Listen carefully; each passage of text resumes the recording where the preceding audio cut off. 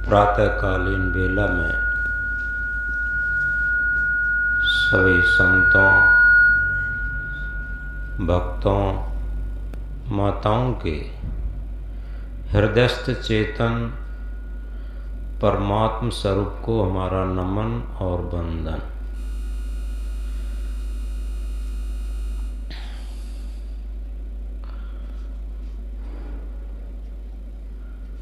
आज दूसरे दिन की प्रथम ध्यान सभा।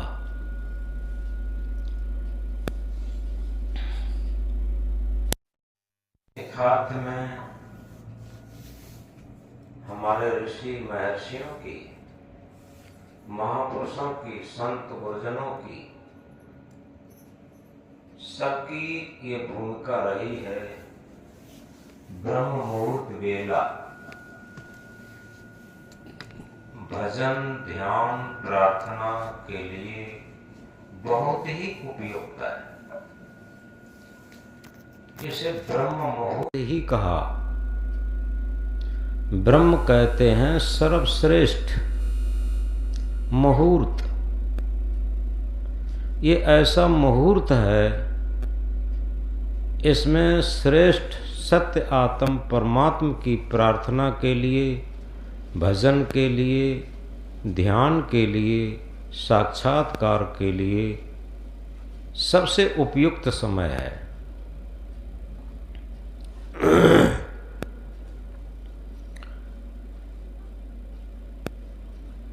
समझना ये है, ध्यान किया नहीं जाता, ध्यान होता है।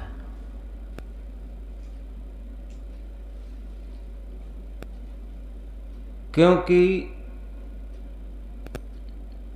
जितनी भी क्रियाएं हैं वो इंद्रियों से की जाती हैं, लेकिन जहाँ पर मन काम न करे, इंद्रियां भी अक्रिय स्थिति में हों, मन भी अमन की स्थिति में हो, तब हम ध्यान की स्थिति में उतर पाते। इसलिए कहा है, आओ न करने का सीखें विज्ञान।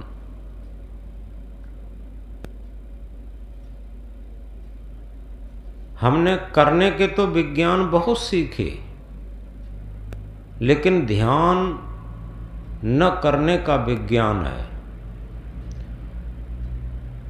सबसे बड़ी बात यही है कि हमारा जो कर्तापन का अहंकार है वो हमें ध्यान में नहीं आने देता। और जिस दिन, जिस क्षण कर्तापन का अहंकार गल जाता है, उस टाइम कार्य करते हुए भी ध्यान हो जाता। इसलिए इस अभ्यास में उतरने के लिए सबसे बड़ी बात यही है कि हम अपने अंदर कर्तापन का भाव गलाएं। ये मन के अंदर, जिसका मन जितना प्रबल होगा उसके अंदर कर्तापन का अहंकार होगा, और जिसका मन जितना विनम्र होगा, निरहंकारी होगा, उसके अंदर कर्तापन का अहंकार नहीं होगा। ये सूत्र की बात है। और जो सुबह को प्रार्थना इसीलिए की जाती है कि हम अपने सद्गुरु से, अपने प्रभु से इतने तद्गत हो जाएं कि हमें लगे जो आत्मा रूपी सद्गुरु है हमारे अंदर बैठा है, अगर वो हमारे अंदर न हो तो कौन सा कार्य हम कर सकते हैं। ये हमारा मन, इंद्रियां, शरीर क्या काम कर सकता है। इसलिए अगर हमारे अंदर कर्तापन का भाव गलेगा तो आत्म भाव जागृत होगा, और कर्तापन का मन का अहंकार नहीं गलेगा तो केवल मनोभाव में जीवन व्यतीत होगा। और जब मनोभाव में जीवन व्यतीत होता है तो आध्यात्म क्षेत्र की ABCD भी नहीं आ पाती। ज्ञान की बहुत बातें रट लेना आध्यात्म नहीं होता। दुनिया में सबसे बड़ा ज्ञान है हम अपने मन का निरीक्षण परीक्षण करके मन को निर्मल बनाएं, मन को शुद्ध बनाएं और मन को अमन की स्थिति में ले जाएं। ये सच्चा ज्ञान है और यही सच्चा ध्यान भी है, क्योंकि ज्ञान के बिना ध्यान नहीं होता। ज्ञान ये है कि हम अपने मन को देखकर निर्मल बनाएं, ये सच्चा ज्ञान है। और ध्यान ये है जब निर्मल मन हमारा अमन की स्थिति में हो जाएगा तो सच्चा ध्यान उतरेगा।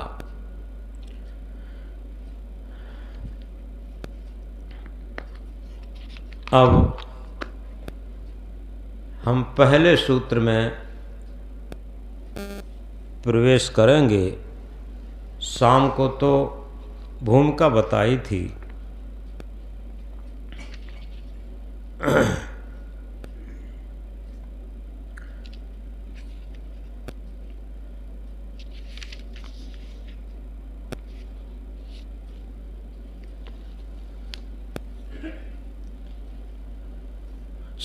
सबसे पहले हम समझेंगे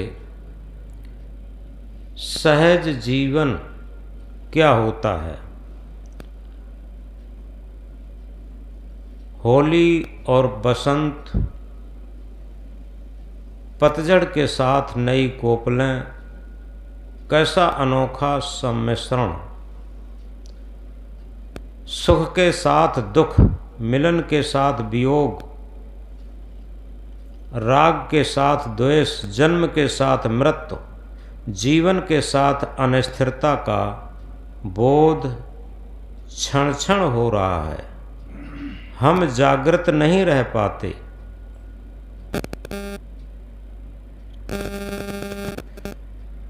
कुटिया पर लगी फुलवारी मनमोहक वातावरण उपस्थित करती है। वृक्षों के पतझड़ की वीरानगी असंगता का बोध दे रही। आज दुनिया के लोग, ये आगे जो होली आती है, होली शब्द इसलिए है जीवन की भी होली होती है, क्योंकि जैसे किसी की मृत्यु हो जाती है, कहते हैं आज उसकी होली है। तो इसलिए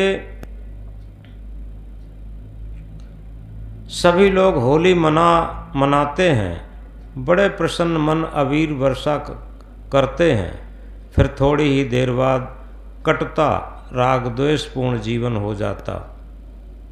होली का अर्थ दुनिया वाले कुछ लगाते हों, शाब्दिक अर्थ ये लगता है भूतकाल का जितना हो चुका वो हो लिया। वर्तमान पर पूर्ण सावधानी पूर्वक सत्य पर रहना ही सच्ची होली है। तुलसीदास के शब्दों में कहें, अब तक नसानी अब न नशे हों। अब तक यानी इस वर्तमान के क्षणों से पूर्व भूतकाल में मन इंद्रियों की दास्ता में गुलामी में पछता रहा, लेकिन अब इस क्षण से पूर्ण जागरूकता होकर संसार के राग द्वेष में नहीं पचूंगा। हो लिया सो हो लिया। जितनी श्वासें, जितने जीवन के क्षण, जितने वर्ष बीत गए वो बीत गए, लेकिन अब वर्तमान में जागरूक होकर के अपने जीवन की अमूल्य श्वासें, जीवन के अमूल्य क्षण हम व्यर्थ में नहीं खोएंगे।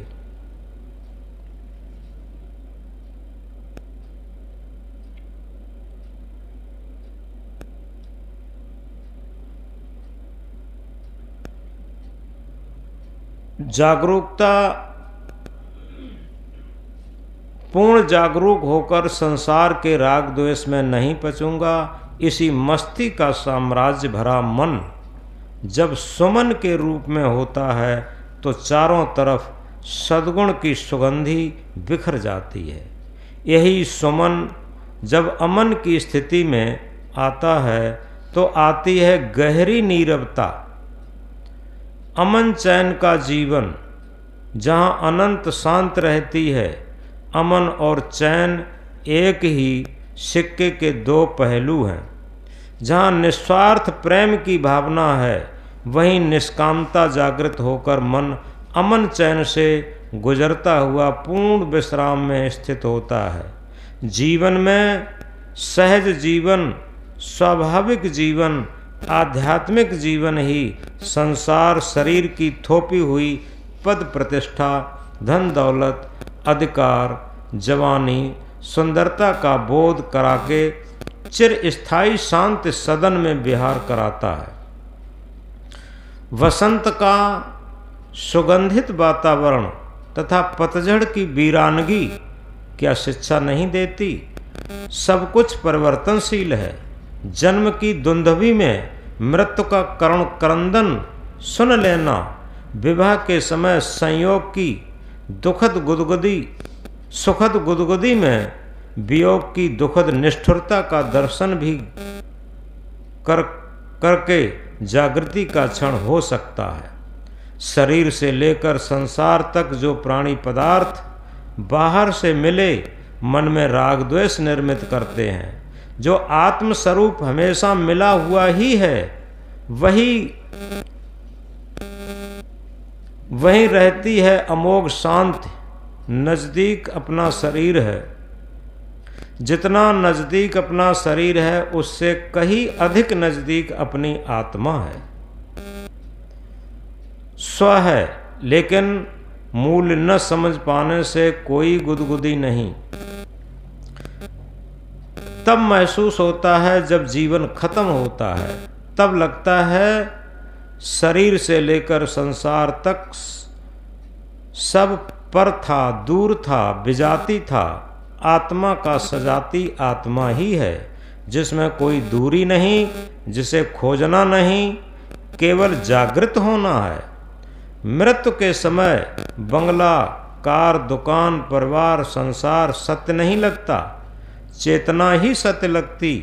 तभी तो अर्थी के पीछे दोहराते हैं, राम नाम सत्य है, सत्य बोले मुक्त है। केवल रस्म निभाने मरने पर, केवल रस्म निभाते मरने पर अगर जीते जी जाना होता, सत्य नाम सत्य है, आत्मस्वरूप स्वस्वरूप ही सत्य है, तो यही तो साधना का आयाम है। जो मृत्यु समय सच लगता यही जीते जी सच लग जाए। बस माला घूम गई सत्य की, साधना की, थोपी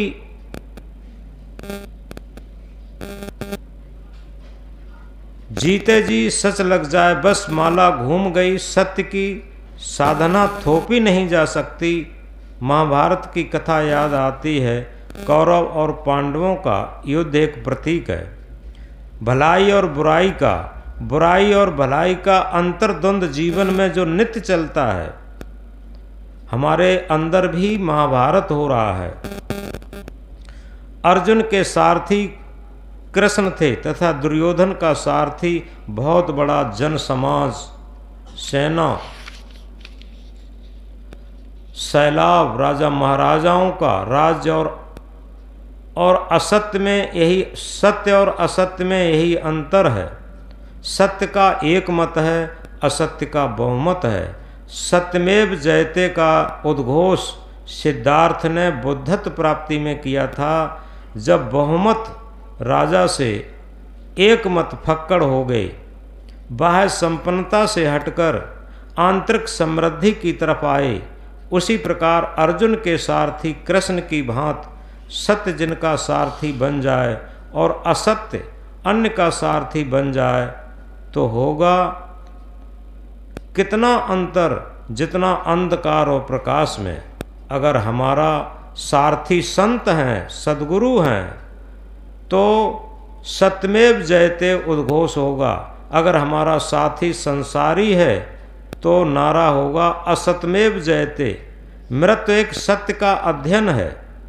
आज जब एक सज्जन मृत्यु की स्थिति में थे, कुछ क्षण पहले बोल रहे थे, सुख दुख अनुभव कर रहे थे, दूसरे क्षण निश्चेष्ट अक्रिय अवस्था, सब रोगों से मुक्त हो गए।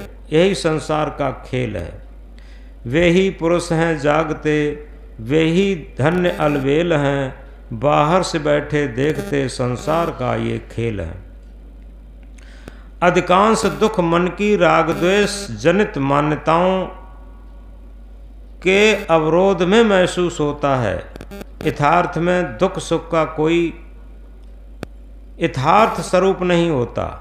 एक बीड़ी पीने वाला बीड़ी में सुख मानता, न बीड़ी पीने वाला बीड़ी में दुख मानता। एक सांसारिक वासनाओं से ग्रसित विषयों को दुख रूप देखता है। यथार्थ दुख सुख मन की मानंदी के आधार पर होता। संत पुरुष तो दृष्टा भाव से दोनों स्थितियों को देखता है, मिलता नहीं।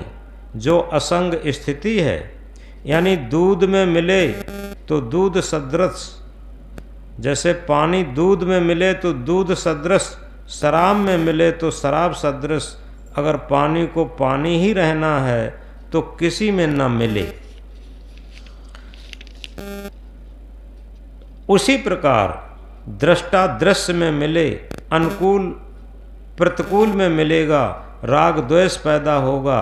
और दोनों में न मिले तो दृष्टा दृष्टा रहेगा, भोक्ता नहीं होगा।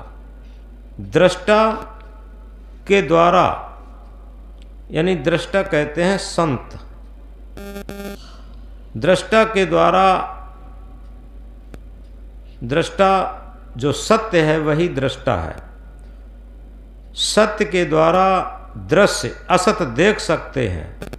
जिसके द्वारा देखा जाए वही सत्य परमात्मा, और जो देखने में आए वही असत्य संसार है। हमें राम कृष्ण बुद्ध महावीर कबीर नानक मोहम्मद ईसा जो कुछ भी दिखाई देता वो दृश्य मात्र है, छूट जाने वाला है। जो भी अपना मान रखा है सब सपना है।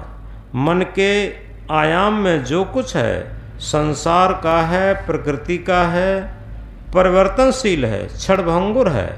मन के आयाम के पार स्व है, दृष्टा है, चेतन है, ब्रह्म है, सत्य है।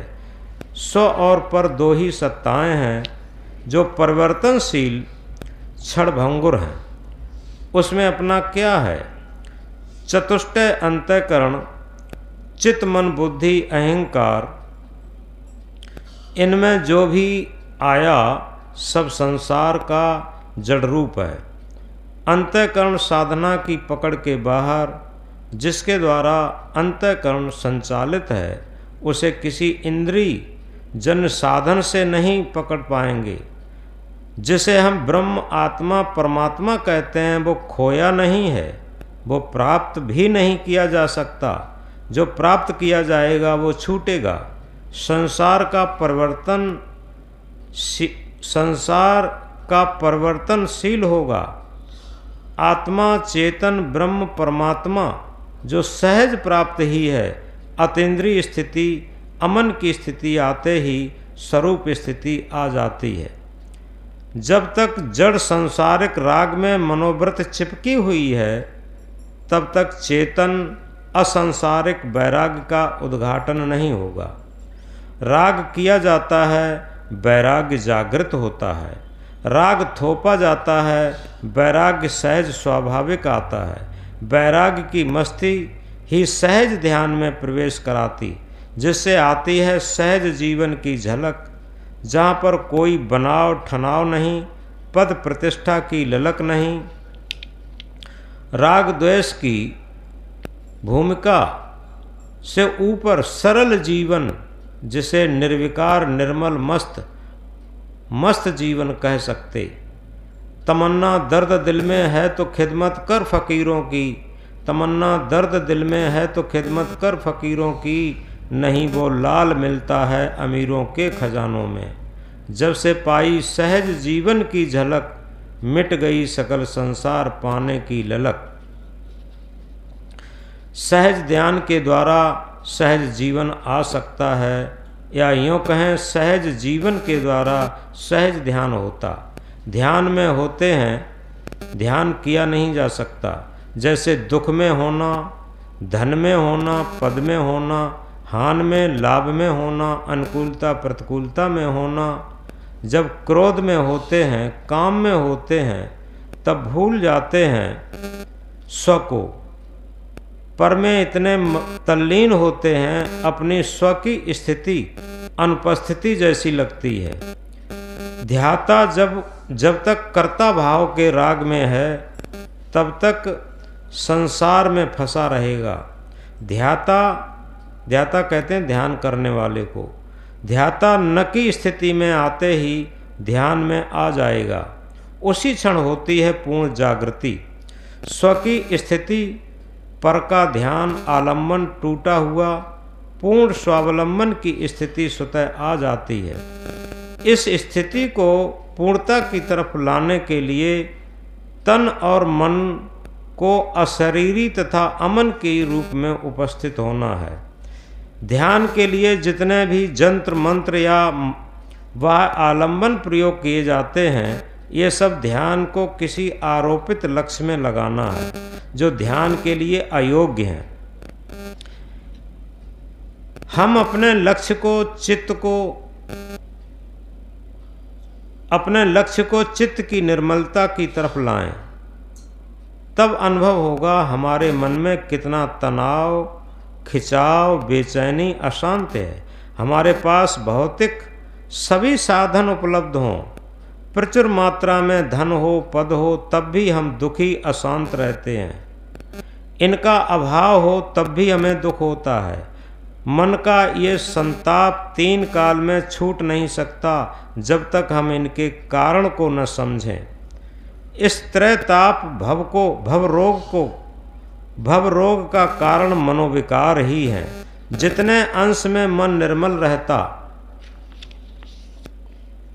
जीवन में निर्मलता की गंगा बहती, उतना ही चित्त राग द्वेष से विमुक्त होकर प्रेम, करुणा, समता, संतोष से आप्लावित होकर चिरस्थायी शांत में प्रवेश हो जाता है और हम सुख दुख से परे परम पद पर आसीन हो जाते हैं। हम अपने मन के विकारों की गहराई तक जाने के लिए अपनी श्वास का निरीक्षण करें। जब मन में काम हो, क्रोध हो, भय हो, लोभ हो, मोह हो, तो देखें श्वास की गति कितनी तेज हो जाती। श्वास के साथ दिल एवं रक्त वाहिनी, धमनियाँ, सबकी गति अस्वाभाविक हो जाती।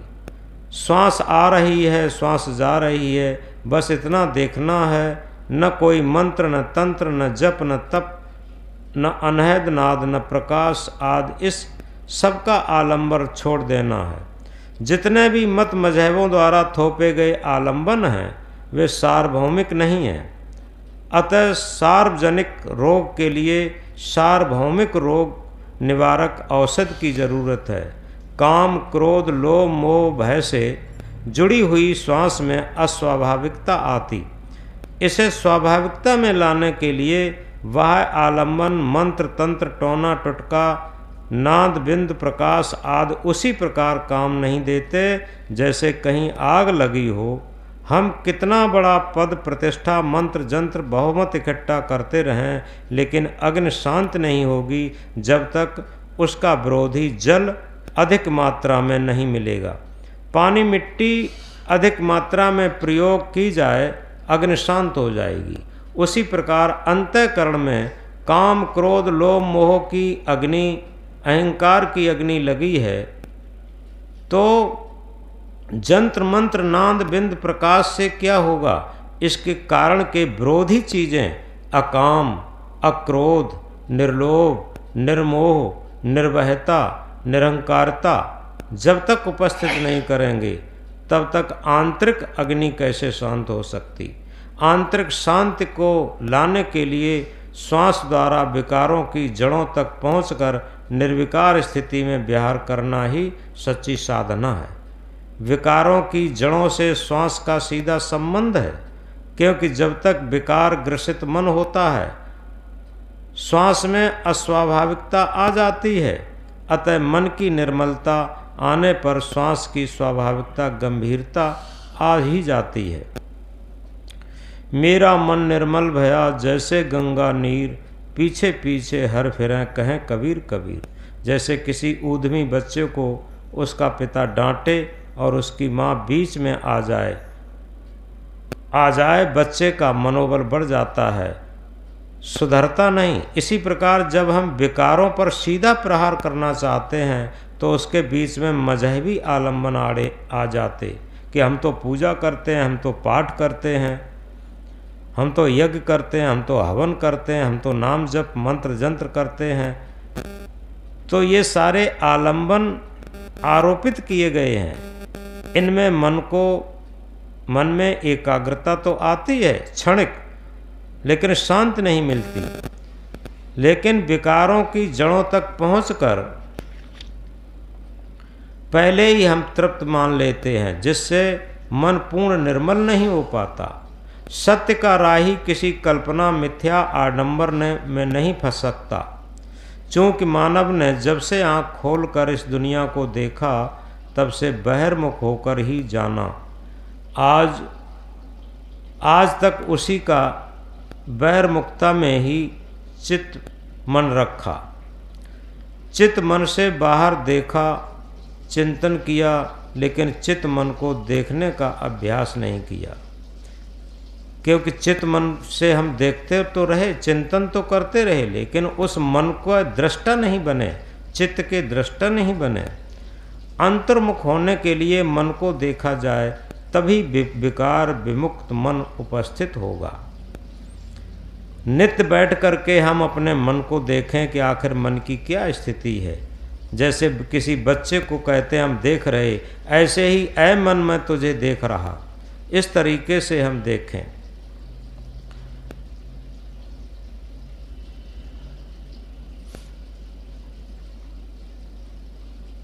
किन्हीं कर्मकांडों के द्वारा भविष्य या मरने के बाद स्वर्ग मिलेगा, ऐसी कल्पना करता है जो मन की निर्विकार स्थिति में आज ही अभी वर्तमान स्वर्गिक जीवन हो सकता है। इसे कल्पना से नहीं जाना जा सकता, केवल रहनी गहनी की बात है। आती जाती श्वास को देखने के लिए इसी सत्य की जानकारी के लिए कहा गया। तभी जो शरीर की प्राकृतिक क्रियाएं जो किसी का इंतजार किए बिना चलती हैं, जैसे दिल और फेफड़ा, हाथ पैर वगैरह तो निर्देशन पर चलते हैं, लेकिन शरीर में जो स्वाभाविक क्रियाएं हो रही हैं उनकी अस्वाभाविकता मन के विकारी होने पर आ जाती। राग द्वेष यहीं से उत्पन्न होते। भव को पार करने के लिए श्वास को देखकर वर्तमान पर आना है। जब हम हर श्वास पर सावधान रहेंगे तभी तो पूर्ण जागृति होकर वर्तमान में रह सकते। वर्तमान पर केवल श्वास को देखते देखते स्थिरता आएगी और तभी तो मन के विकारों की जननी राग द्वेष ममता उससे छुटकारा पाते रहेंगे। क्योंकि जिन क्षणों में हम केवल आती जाती श्वास देखते हैं, उस क्षण कहाँ रोग, कहाँ राग, कहाँ द्वेष, कहाँ मोह। इस सबसे विमुक्त स्थिति जितनी अधिक आती जाए उतनी ही हमारी वर्तमान पर जीने का शुभ अवसर मिलता है।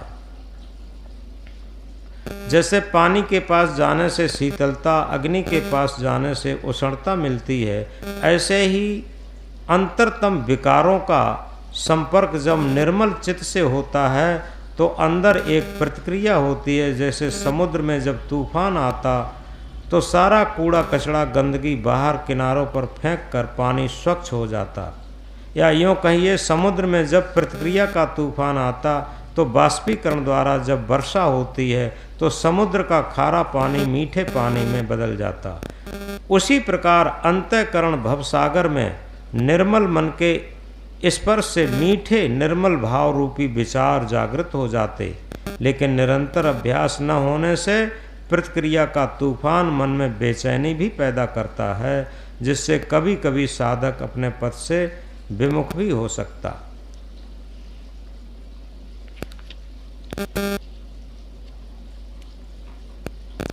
मन का स्वभाव रहता है या तो भूतकाल की घटी घटनाओं की स्मृति में खोया रहता या भविष्य की सुखद कल्पनाओं में डुबकियां लगाता रहता।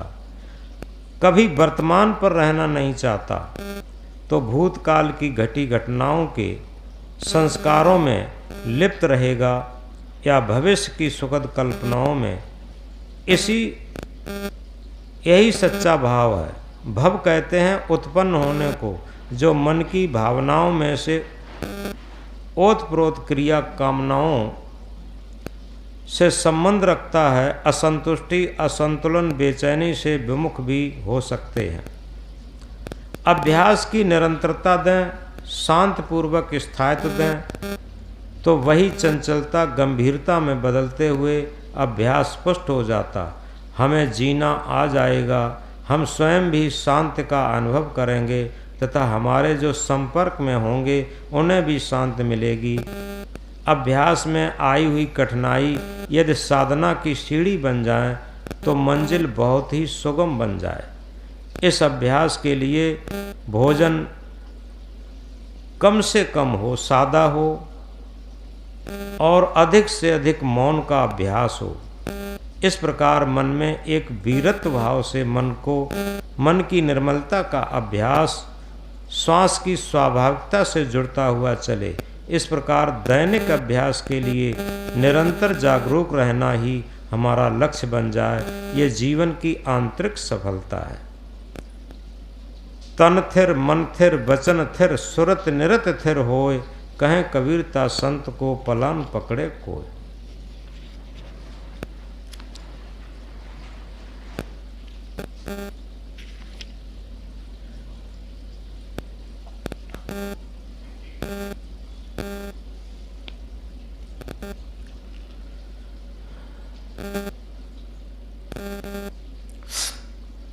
अक्रिया ध्यान का पहला सूत्र अंतर्दृष्टि। अंतर्दृष्टि का अर्थ अंतर्मुख से है। बहिर्मुख हमारी ज्ञान इंद्रियां, आँख, कान, नाक, जीभ, त्वचा, ये सब बाहर की तरफ काम करती हैं। अंतर्मुख में अक्रिया का साम्राज्य आता। जो इंद्रियां मन के निर्देश से चलती हैं वे सब बहिर्मुख बनाती। जो अंग स्वचालित हैं वही अंतर्मुखता में कार्य करते हुए अक्रिया जैसे रहते। कोई संस्कार निर्मित नहीं करते, जैसे हृदय, फेफड़े।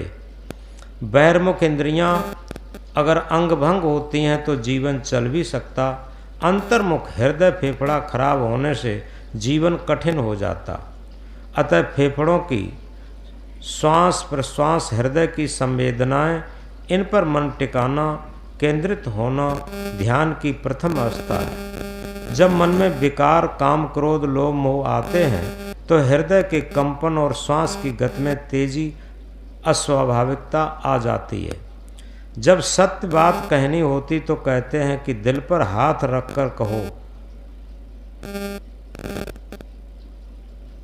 ये तराजू तौल के तब मुख बाहर आन। हृदय एक ऐसा तराजू, धर्म कांटा है, जहाँ धर्म अधर्म, सत्य असत्य का सही माप होता।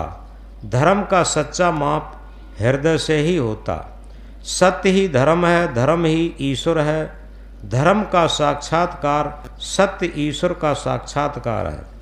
हृदय की गति का संबंध चेतना के भाव से भी है, मन से भी है। जब मन विकारों के संबंध से क्रियावान होता है तो कुमन के रूप में हो जाता। जो सांसारिकता है, जब वही मन धर्ममय होकर दया, क्षमा, सत्य विचार, धीरज, सुमत, संतोष, विवेक के अनुरूप होता है तो सुमन के रूप में रहता। अच्छा मन, निर्विकारी मन एक धर्म की पराकाष्ठा है। धैर्य से चलकर लक्ष्य तक पहुंच लेंगे। लक्ष्य तक पहुंचने के लिए पूर्ण जागरूक रहकर स्वयं पुरुषार्थ करना होगा। मन वाणी कर्मों की पवित्रता रखना ही सच्चा पुरुषार्थ है। 10 दोषी करण तन मन वचन गुरु इन्हें समझाते हैं, जो नहीं इनका त्याग करे वो अंत समय पछताते हैं। तन के 3 पाप होते हैं, चोरी, हिंसा, व्यभिचार। ये तीनों पाप छोड़ देने से तन पवित्र होता। मन के 4 पाप होते हैं, छल, ईर्ष्या, मान, कपट। दूसरों के साथ छल करना, ईर्ष्या रखना, अपने मन की चाहना करना, दूसरे से छल कपट व्यवहार करके धोखा देते रहना, ये 4 पाप मन से होते। इनको सर्वथा छोड़ देने से मन पवित्र होता। मन की एकाग्रता मन की निर्मलता पर निर्भर है। जितना हमारा मन निर्मल होगा उतना ही मन एकाग्र होगा। वचन के 3 पाप होते हैं, गाली, निंदा, झूठ। किसी को गाली देना, बुराई करते रहना, झूठ बोलते रहना, ये 3 पाप सर्वदा छोड़ देने से वाणी शुद्ध होती। मजहबी नशा, पद प्रतिष्ठा, लोग दूसरों की बुराई करते रहते हैं, ये धर्म सम्मत चर्चा नहीं है। जहाँ दूसरों की बुराई हो, जो दूसरे के दोषों पर दृष्टि रखेगा उसे अपने दोष दिखाई नहीं देंगे। पर छिद्रा अन्वेषण मानवता के लिए एक महान दोष है। अतः किसी भी प्रकार की निंदा पाप है, झूठ बोलना महापाप है। इसे लोग सबसे अधिक प्रयोग करते। मजहबी नशा में उन्मत्त होकर अधिक झूठ बोलते। इस प्रकार उपरोक्त 10 दोषों को त्याग कर देने से तन मन वचन पवित्र होता। यह हमारा सच्चा पुरुषार्थ है। इसी को शीलवंत कहा है। जिसके तन मन वचन पवित्र हों उसी के लिए कहा है, शीलवंत सबसे बड़ा, सब रत्नों की खान, 3 लोक की संपदा रही शील में आन। निर्मल मन वाणी बने निर्मल कर्म महान, मन सुखिया त्यों काल में हर क्षण रहे ध्यान। दुखिया सब संसार है, सुखिया बिरला कोय, ये तराजू मन तुला सहज सुखिया हो। जब हमारा मन हृदय पर, अपने हृदय के धर्म कांटे पर तौलने लगेंगे हम, तो अपने आप मन निर्विकारी होने लगेगा। और जितना मन निर्विकारी होगा उतने ही हम सुखी होंगे। धर्म न होता हिंदू मुस्लिम, धर्म न सिख ईसाई, मानवता है धर्म हमारा, हम सब भाई भाई। अंतःकरण निर्मल जहाँ, वहाँ शांति सुख चैन, धर्म बिहारी मन भयास, मस्त मगन दिन रैन। सत्य की खोज में निकला साधक किसी कल्पना में नहीं बह सकता।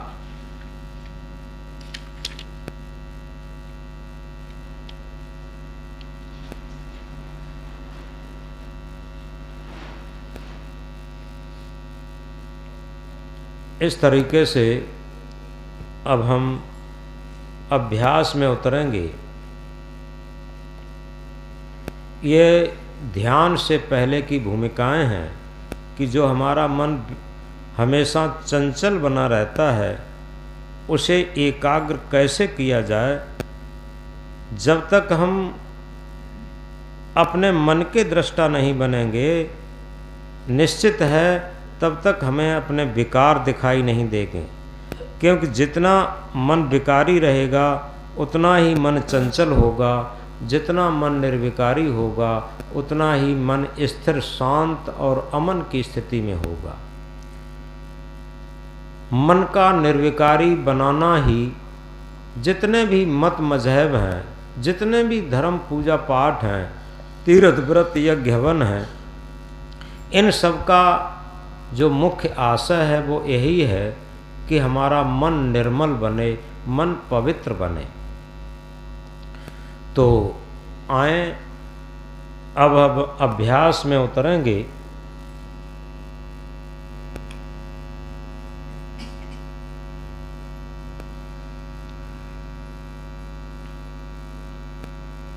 सहज आसन से बैठ जाएं, जिस आसन से सहज में बैठ सकें, और रीढ़ को थोड़ा सीधा रखेंगे। बहुत अकड़ के भी नहीं बैठेंगे, बहुत ढीले भी नहीं बैठेंगे, मध्यम। तो रीढ़ को सीधा रखें, जिस आसन से बैठ सकें बैठ जाएं। और इसी बीच किसी को बाथरूम जाना हो तो धीरे से जा सकते हैं, किसी का डिस्टर्ब न हो। किसी के पैर दुखने लगें तो धीरे से पैर भी इधर उधर कर सकते हैं और एकाग्रता से बैठेंगे। वही अभ्यास करेंगे। बंद आंखें में जो हमें दिखाई दे उसे हम देखें। जितना अच्छा अभ्यास होगा उतने ही आगे के सूत्र हमारी समझ में आ जाएंगे।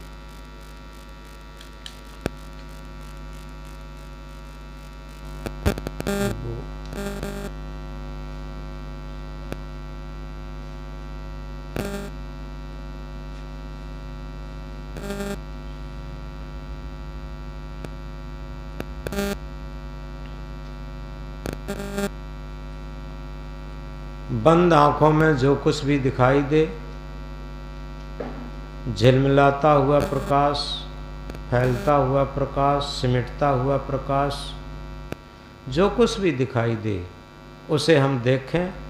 फिर आगे के सूत्र जितना ये परिपक्व, पहला सूत्र जितना परिपक्व हो जाएगा, आगे के सूत्र उतने ही समझ में आएंगे, क्योंकि आगे के सूत्र उतने ही सूक्ष्म होते जाते हैं।